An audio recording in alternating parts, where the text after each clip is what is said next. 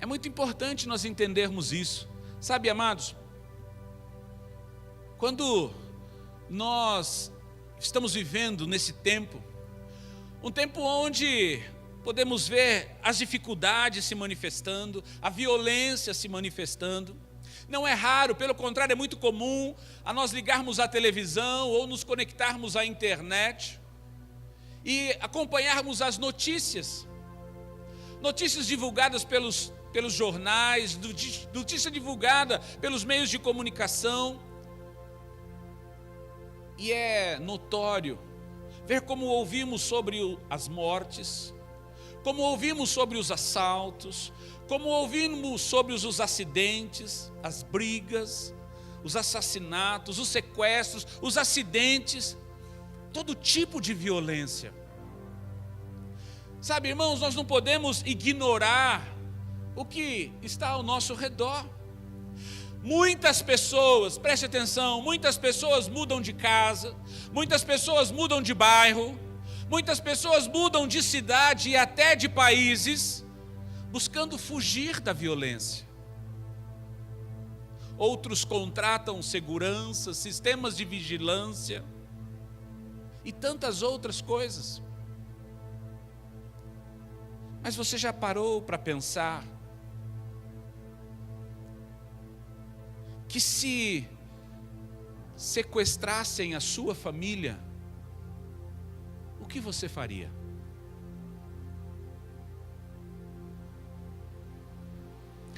O quanto você pagaria em resgate pela sua família? Você já imaginou isso? Já parou para pensar? Me permita abrir esse quadro e levar você a refletir um pouco sobre isso.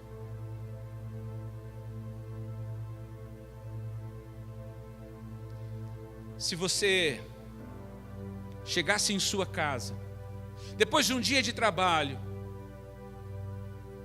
e recebesse a notícia que sua esposa foi sequestrada,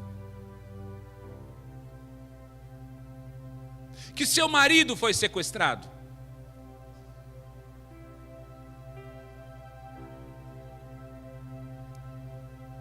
imagina você receber um telefonema do seu filho dizendo: pai, me sequestraram, eles querem tanto de dinheiro. Será que você consegue imaginar um quadro deste? Ei, escute.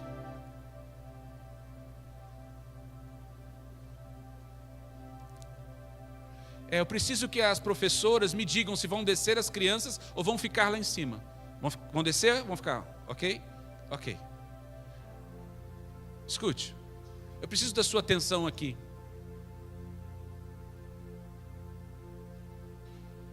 Se você parasse por um instante e tivesse diante de você esse quadro, tivesse diante de você essa situação, qual seria a sua resposta? O que você faria? O quanto você estaria disposto a pagar pelo resgate da sua família?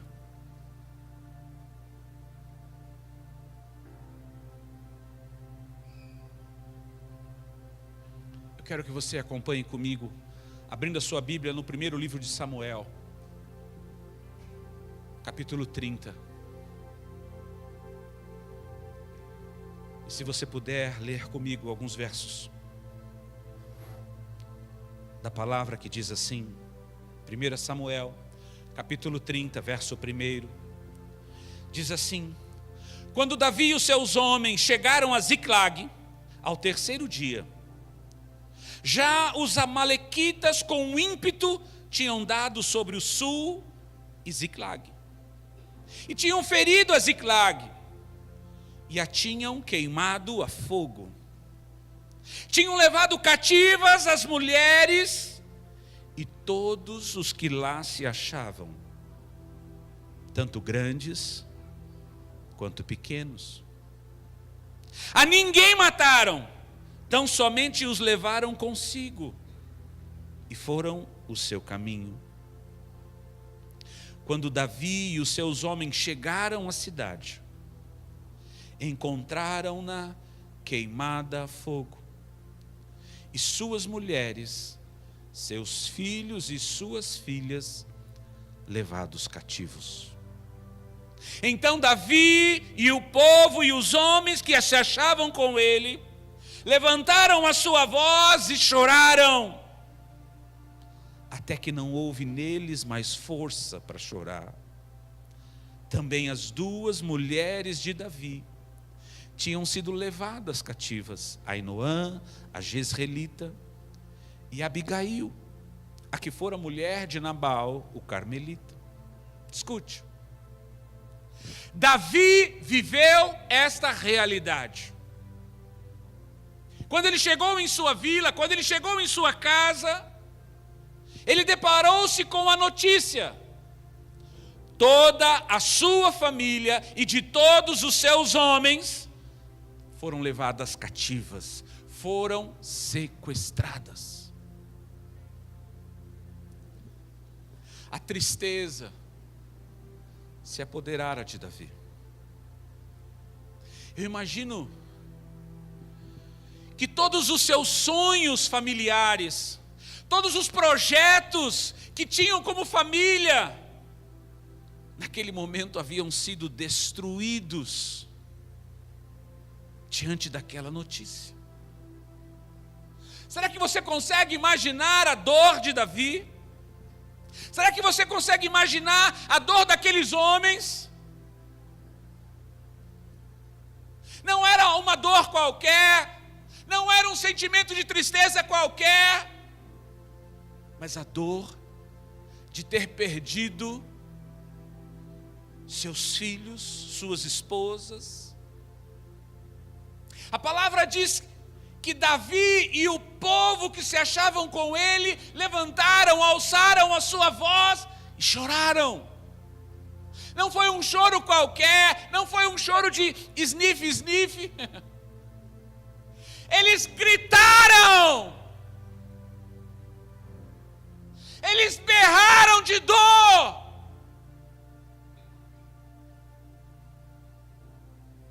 Sabe, queridos, não foi o choro de alguém que perdeu uma oportunidade de emprego. Não foi o choro de alguém que perdeu uma grande oportunidade de negócio. Não foi o choro de alguém que perdeu um carro, ou uma casa, ou qualquer outro bem. Foi a dor de alguém que havia perdido a sua família e toda a esperança familiar.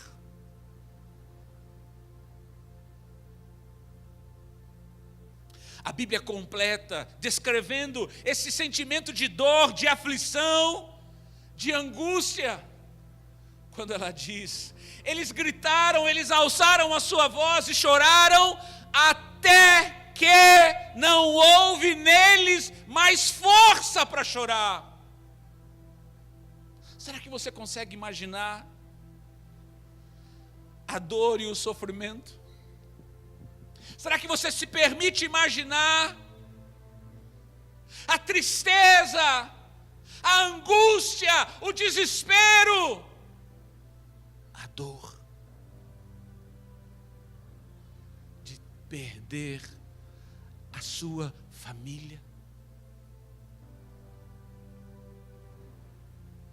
A dor foi insuportável. A dor da perda. A dor do arrependimento, porque nós saímos e abandonamos a nossa casa. A dor da decepção. O que falariam agora de Davi, que perdeu até a sua própria família? Quantas dores subiram sobre a cabeça e o coração de Davi? Será que você consegue imaginar isso? Sabe, irmãos, eu fico imaginando o peso, os pensamentos, a dor, a tristeza, a mistura com a revolta. O peso foi tão grande sobre todos, que os homens que acompanhavam Davi, aqueles mesmos homens que vieram até ele, quando ele estava na caverna de Adulão, a Bíblia diz que eram homens endividados, homens tortos, homens corruptos, homens reprovados, homens desistidos. Esses mesmos homens que Davi os formou, esses mesmos homens que Davi havia trabalhado com eles, feito deles homens valentes e conquistadores, esses mesmos homens olharam para Davi e queriam matá-lo.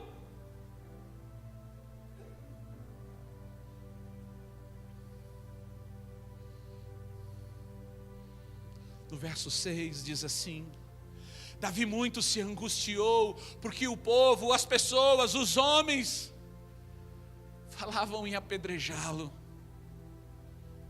porque o ânimo de todo o povo estava em amargura. Cada um estava amargurado, entristecido por causa dos seus filhos e das suas filhas. Ei!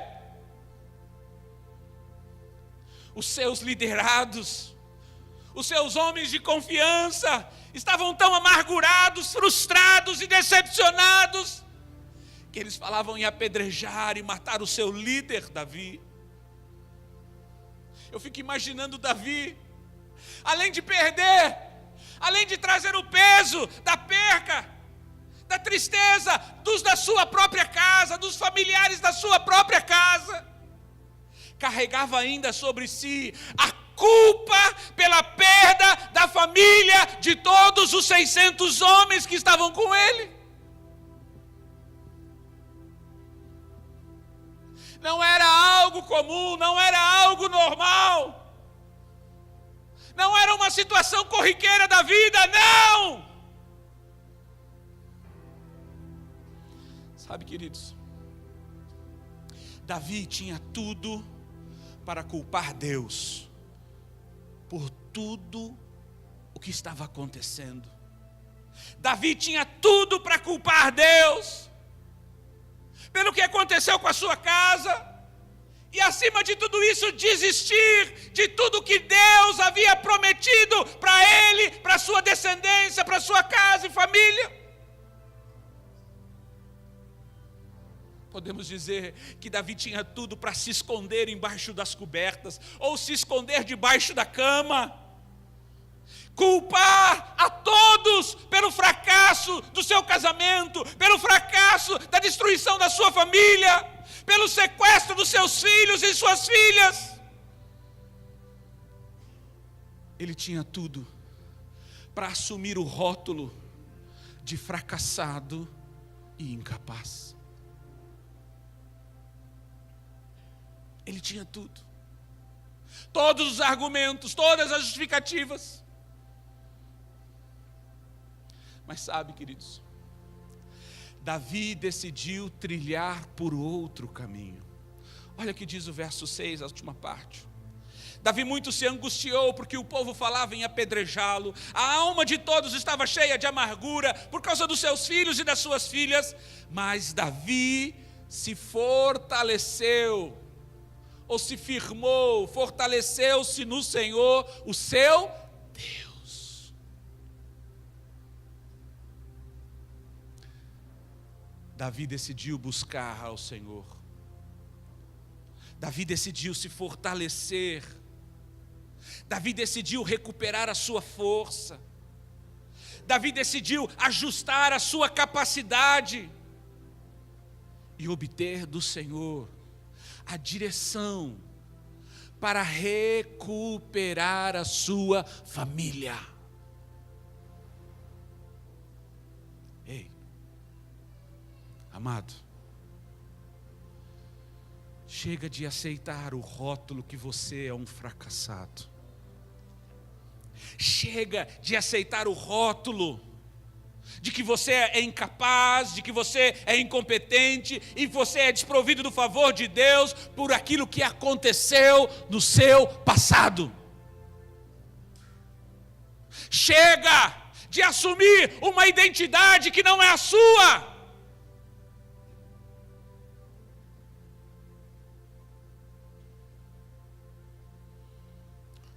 Os seus erros do passado não determinam quem você é. Escute. Os teus erros do passado não determinam quem você é. É preciso você assumir o seu papel de resgatador. Assumir o seu papel de quem você é em Deus. Assumir o seu papel de homem e de mulher de Deus na sua casa, capaz de mudar todas as circunstâncias. Ei, assuma o seu papel de valente e vá resgatar a sua família. Vá resgatar o seu casamento. Vá resgatar o relacionamento com seus filhos. Ei, você não é um fracassado, você é um valente filho do Deus vivo.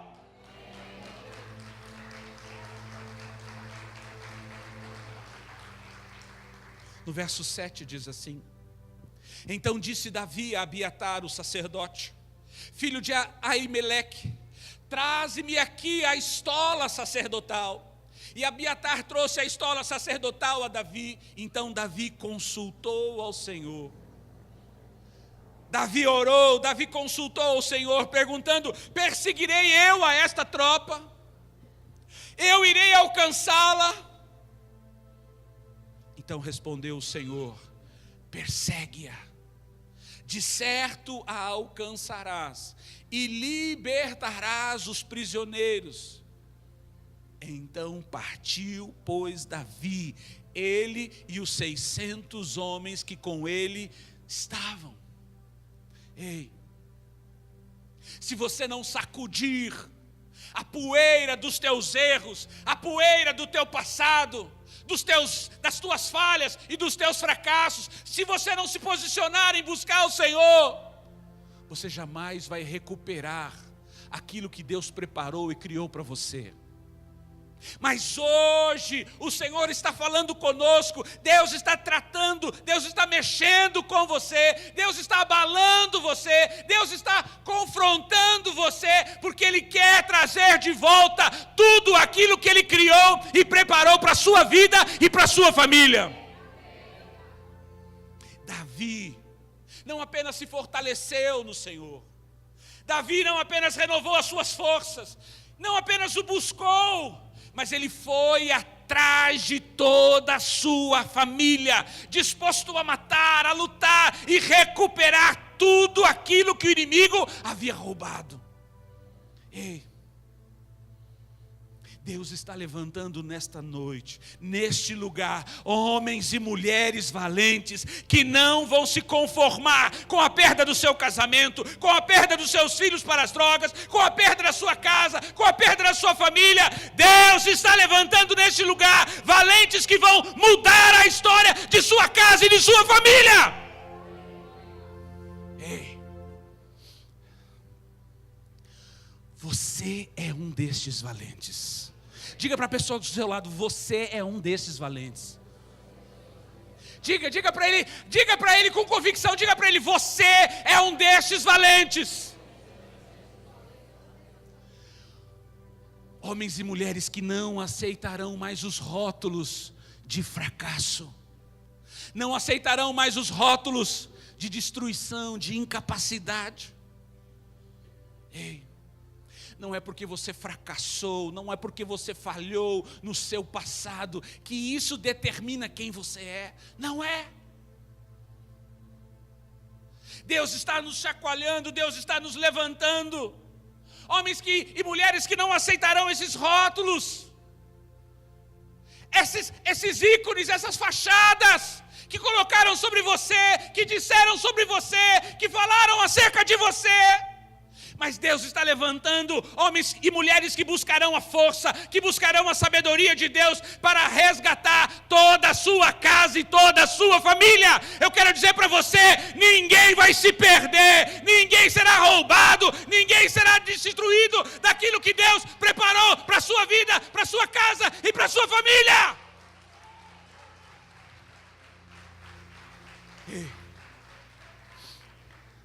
Quando Abraão, escute, quando Abraão soube que o seu sobrinho, os seus familiares haviam sido sequestrados, tinham sido levados cativos por homens inimigos, ele não teve dúvida. Ele reuniu todos os homens valentes que haviam sido gerados, forjados na sua casa, e partiu em resgate dos seus. Abra lá em Gênesis capítulo 14. Olha que interessante. Livro de Gênesis capítulo 14. A partir do verso 14 diz assim, Gênesis 14, 14. Quando Abraão ouviu que o seu parente ou o seu sobrinho estava preso, chamou 318 homens treinados, capazes, adestrados, nascidos em sua casa, e perseguiu os reis até Dan. Perseguiu os inimigos que tinham levado cativo o seu sobrinho. No verso 15 diz assim, dividiu-se contra eles de noite, ele e os seus servos, e os feriu, perseguindo-os até Robá, que fica à esquerda de Damasco.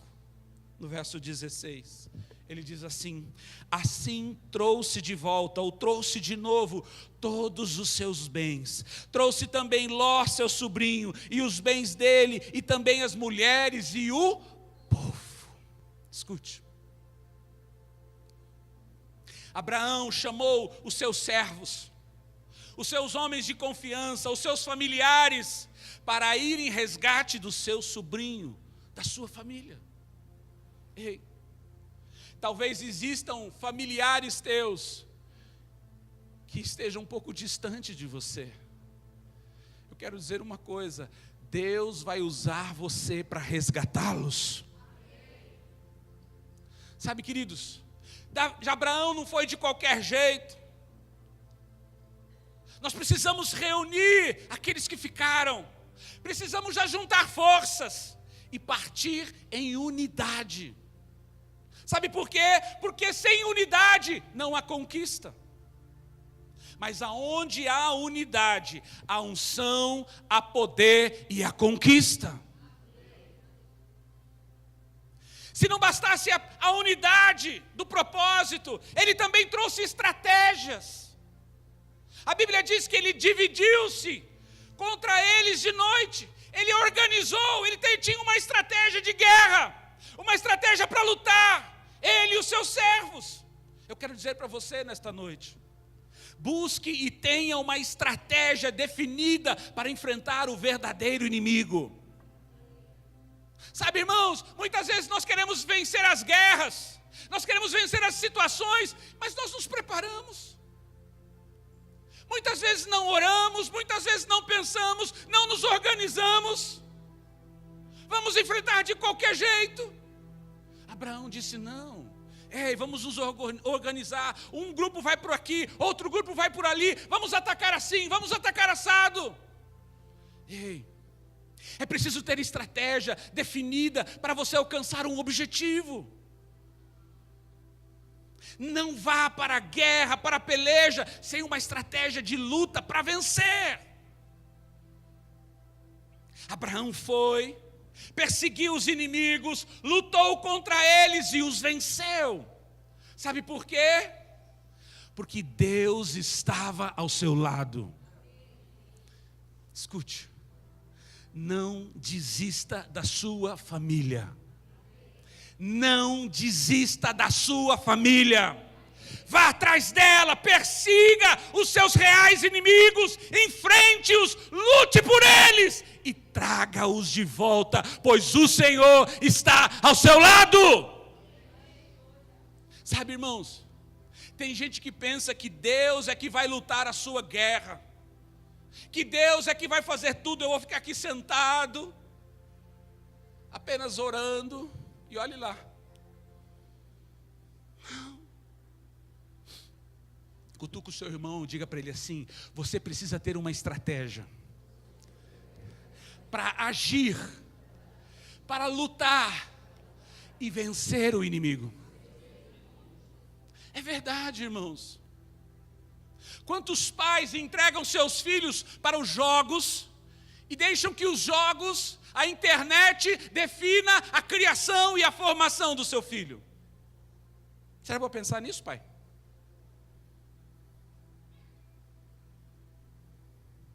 Os jogos é que instruem, os jogos é que ensinam. Crianças ficam horas jogando porque assim trazem paz para os seus pais. Sim ou não?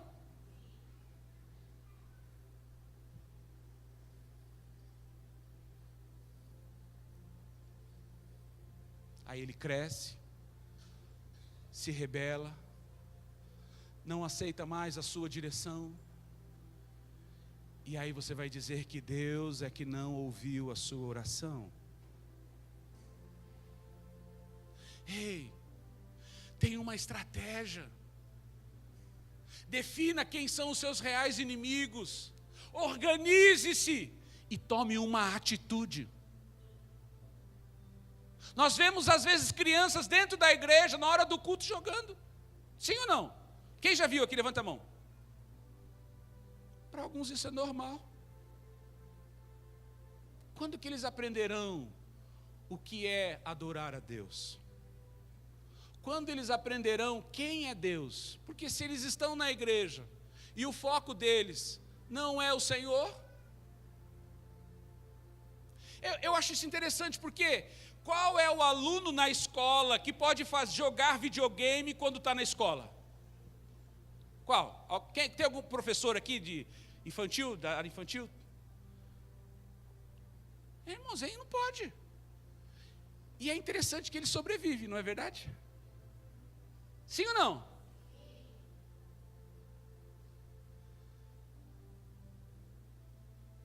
Sabe, irmãos, nós precisamos ter estratégias. Nós precisamos ter sabedoria de como nós vamos instruir os nossos filhos, de como nós vamos resgatá-los. Muitas vezes temos que resgatá-los, porque eles já não estão mais conosco. Eles estão fisicamente, mas na cabeça deles não há conexão mais com os pais. Hoje a geração da juventude é a geração que se isola no quarto, sim ou não? Ela não quer saber de relacionamento. O negócio dela é o celular, é a televisão da Netflix. Quando tem televisão, quando não tem é no celular. E a conexão que ele tem é digital. Ele põe o fone de ouvido e esquece o mundo. Sim ou não, irmãos? E você acha que ele ainda é seu filho. Você acha que ele ainda te ouve. Ei, o que você tem feito pela sua família?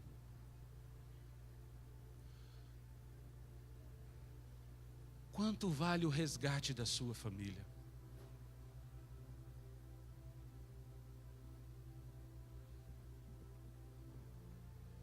Quando Noé soube que Deus haveria de trazer um dilúvio sobre a terra e destruir toda a terra, ele não teve dúvida em construir uma arca para salvar a sua família. Agora, não foi um barquinho qualquer. A arca levou 100 anos para ser construída. A arca levou 100 anos. Noé investiu 100 anos da sua vida para construir uma arca e assim salvar a sua família. Sofrendo todo tipo de acusação, de preconceito da sociedade que o chamava de louco. Pois, por que construiria uma arca no meio do nada, se nunca havia chovido sobre a terra? Você já parou para pensar nisso? Eu fico imaginando as pessoas passando em frente da casa, do terreno, de Noé.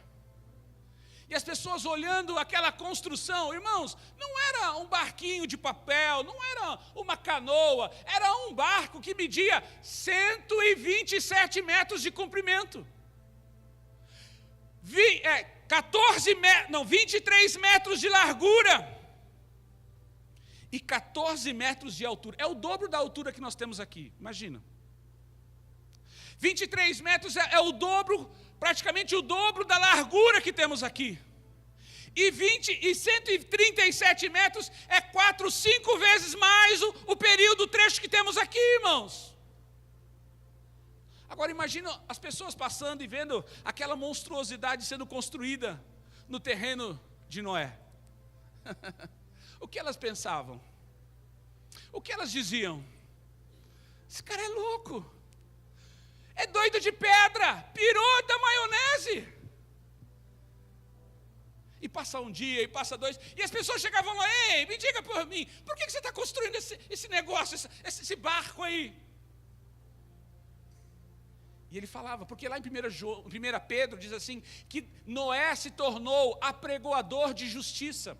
Todas as vezes que as pessoas perguntavam para Noé por que ele estava construindo aquilo, ele falava, porque Deus vai mandar o dilúvio, vai chover sobre a terra. Irmãos, nunca havia chovido sobre a terra antes. As pessoas dizem, isso é conversa fiada, esse cara está louco. Vai chover, e vai chover de tal maneira que vai inundar tudo. Há quantos anos nós vivemos aqui e nunca vimos uma gota de chuva? Sabe, irmãos, o quanto você está disposto a trabalhar para construir uma arca para salvar o seu casamento? O quanto você está disposto para trabalhar, para construir uma arca, para salvar a sua casa e a sua família?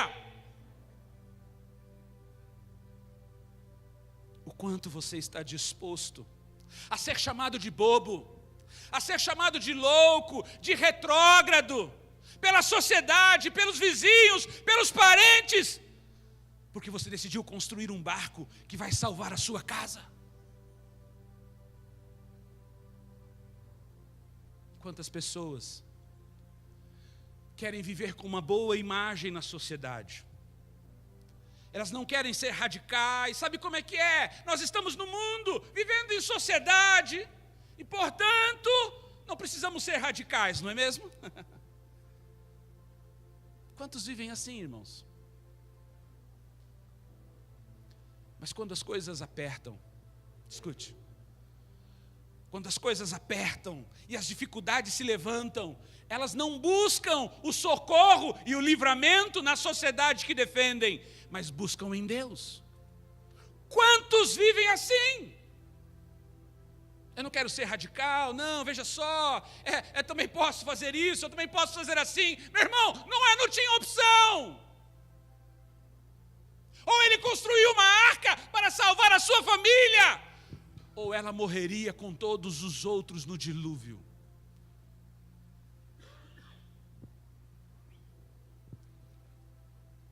Sabe, amados, hoje é um dia importante para todos nós, não apenas porque é o dia das mães, mas é o dia que nós temos a chance de aceitar o rótulo de fracasso, de fracassado, de destruição, e por conseguinte, das justificativas e acusação dos culpados, ou aceitar o exemplo de Davi, de se levantar, sacudir a poeira da desgraça que talvez estemos vivendo, se levantar e buscar ao Senhor, para se fortalecer nele e para ir atrás do inimigo e recuperar o que nos foi roubado.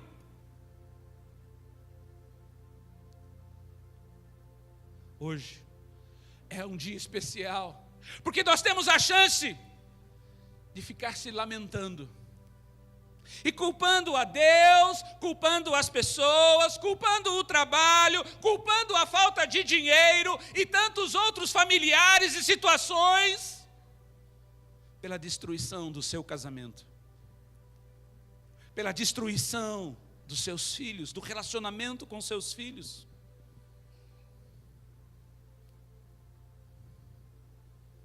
Ou fazemos como Abraão, juntamos os mais preparados, nos unimos em um só objetivo e vamos resgatar tudo e todos que foram levados e roubados de nossa família. Podemos ainda ficar parados, assistindo o inimigo vir e destruir seu casamento, destruir o relacionamento entre pais e filhos e pais, destruir a sua família, e ainda dizermos que Deus não fez nada para nos socorrer. Que Bíblia é esta, que fala uma coisa e acontece outra. E tantas outras desculpas e balelas. Ou podemos seguir os passos de Noé, que decidiu andar alinhado com Deus e passar 100 anos para construir uma arca que salvaria sua casa, sua família da destruição que vai chegar neste mundo. Sabe, amados, Davi, Abraão e Noé não eram homens perfeitos. Não eram homens que não tinham falhas ou problemas, não, pelo contrário. Eram homens que falharam, homens que erraram em alguns momentos de suas vidas, mas eles não desistiram de suas famílias. Então eu te pergunto nesta noite, qual será a sua escolha?